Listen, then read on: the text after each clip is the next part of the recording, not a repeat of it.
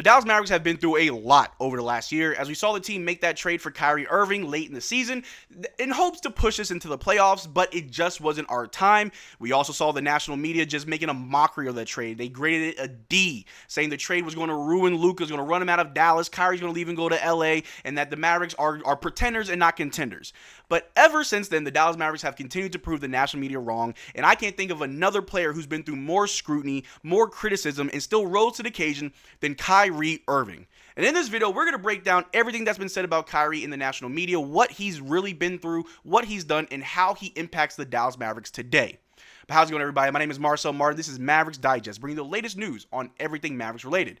And I just want to say thank you guys so much for just killing the likes in that last video. We had like over 600 likes. If we could do another 600 likes on this video today, that'd be great. I appreciate it. But on with the video, because we got to talk about Kyrie Irving, a player who I think deserves all the flowers, who deserves the limelight, who deserves the praise, because I don't think there's a player, a person on the Mavericks organization that has been through more scrutiny and more criticism than Kyrie Irving. And we've seen Kyrie in Cleveland win a championship with LeBron, and he left to go to Boston because he wanted to be the leader of his own team. At least that's what the report said, that he was tired of living in the shadow of LeBron James. And he was very young in his career. I would like to say he's a lot more wiser, a lot more knowledgeable now in his age of 32, that he's going to be more mature and act completely different. And we saw him be injured in Boston, where they made it to the Eastern Conference Finals without Kyrie, and with Kyrie they failed to. We saw him go to Brooklyn, where we're not going to go into the details of it, but during the whole COVID year, all the controversy, all the back and forth of what's being said between the media and Kyrie,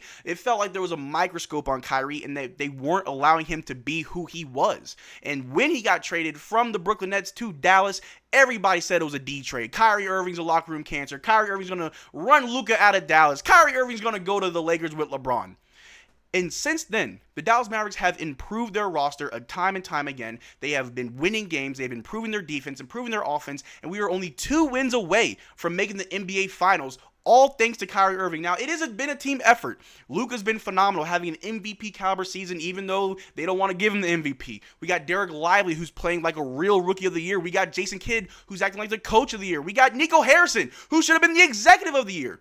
But Kyrie Irving and his contributions to this team cannot go unsung, because he is, some may say he's the unsung hero of this team, being able to help Luka mature as a basketball player, being that second ball handler, not taking away from Luka's game, but adding to it, as Kyrie is an amazing second half player. We see him kind of facilitate in the first half of games, but really come out and just dominate in the second half, averaging about 20 points a game in the second half. But the national media can't ignore Kyrie or the Mavericks for much longer. As we continue to win games, they got to start putting respect on our name. And the first thing that we're going to look at right here, Kyrie and Luka has improved their defense, Charles Barkley said. Do you agree with Chuck? Yes, I agree with Chuck. I mean, we've said it on this channel many times before. In the last half of the season, after the trade deadline, when we got PJ Washington, Daniel Gafford, our defense looked incredible. It feels like those 2 players alone brought so much defensive presence that it affected the whole team. We saw Luka Doncic actually trying on defense, not just arguing with the refs. We saw Kyrie Irving, who I always believed to be an underrated defender, just show out on the defensive end. We've seen in the playoffs where he was holding James Harden the entire first round. We saw him going up against SGA and J-Dub in the second round. We see him against Mike Conley and Anthony Edwards in the third round,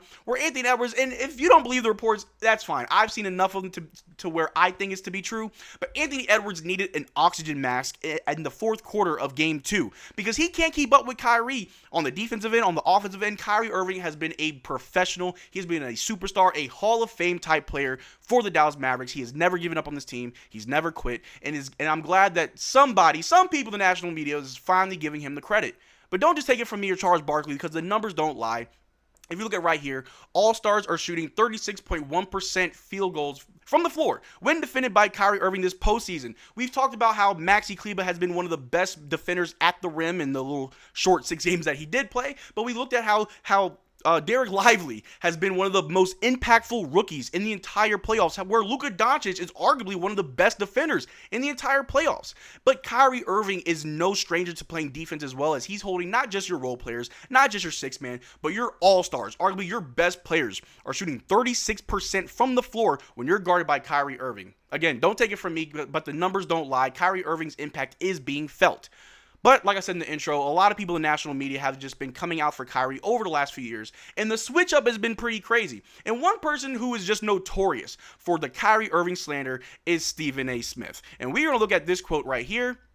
Stephen A. Smith, this was when Kyrie Irving was in Brooklyn, went to his platform and said, I think Kyrie Irving should announce his retirement today. I think that's irresponsible to say about a superstar in the league who you, Stephen A. Smith, say is box office, which is a true statement. But when you say it, I don't think you actually believe it. For you to say that he should retire, and obviously with the context included, it was with everything going on with Kyrie. A lot of people felt that he wasn't committed to basketball, that he didn't care about playing basketball. So sure, maybe he should retire.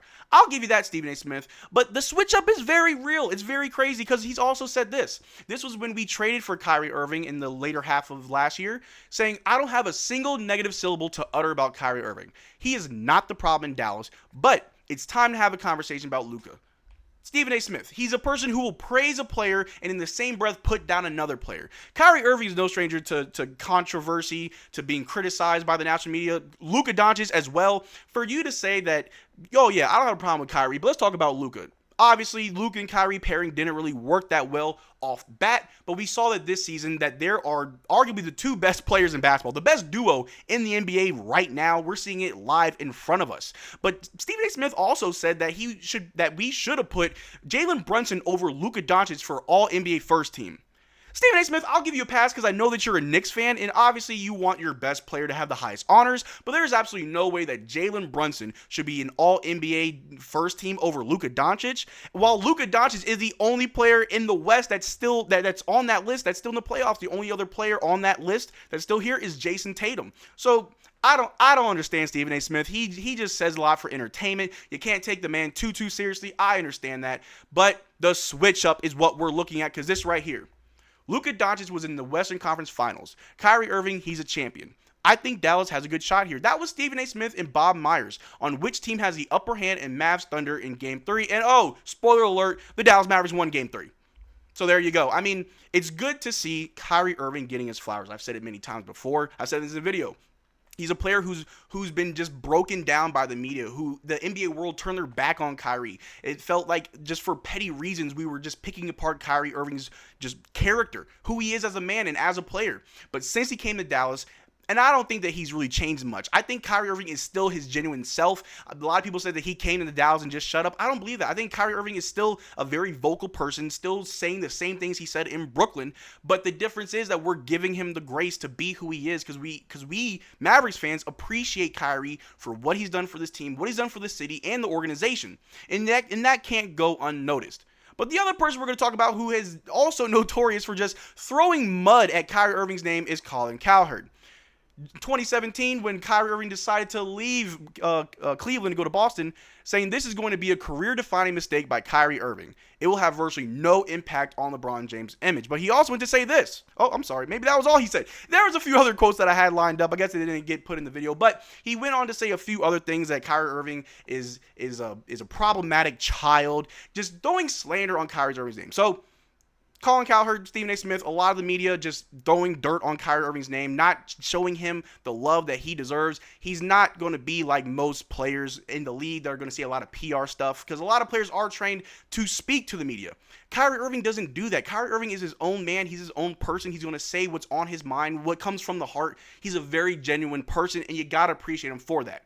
And because of who Kyrie Irving is, because of the player that he is, the man that he is the reason why this Dallas Mavericks team will make it to the NBA Finals. I truly believe that. We're only 2 wins away. Job's not done. But in a few short hours, we're going to see this team go up against the Minnesota Timberwolves in Dallas for Game 3.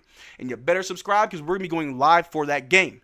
But that's all I got for you guys today. Make sure you check out our Twitter and Discord. Link in the description below. Consider becoming a channel member. We are doing a triple jersey giveaway where all you have to do is become a channel member to then be in the drawing for the jersey. But until our live stream tonight, y'all take care. Peace.